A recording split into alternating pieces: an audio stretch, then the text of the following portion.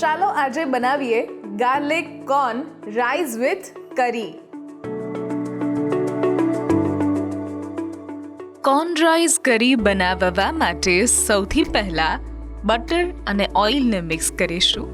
ત્યારબાદ લસણ ઝીણું સમારેલું એડ કરીશું. કોર્નને બરાબર સાંતળી લઈશું અને ત્યારબાદ ચીલી ફ્લેક્સ, ઓરેગાનો અને મિક્સ હર્બ્સ એડ કરીશું અને રાઈસ એડ કર્યા બાદ મીઠું એડ કરીશું. કોથમીર એડ કરીને રાઈસ તૈયાર કરીશું. કરી બનાવવા માટે સૌથી પહેલાં ઓઇલ અને બટર મિક્સ કરીશું. ફરીથી એક વખત લસણને સાતળી લીધા બાદ 1 ચમચી કોર્નફ્લોર અથવા મેંદો ઉમેરી અને બરાબર બધું જ મિક્સ કરી લઈશું. જે પણ વેજીટેબલ્સ ભાવતા હોય એ બધા જ વેજીટેબલ્સનો ઉપયોગ કરી શકીએ છીએ અને એને પણ અધકચરા 50% જેવા સાતળી લઈએ છીએ. 1 કપ જેટલું દૂધ એડ કરીશું અને ચીઝની 1 થી 2 સ્લાઇસ એડ કરીશું.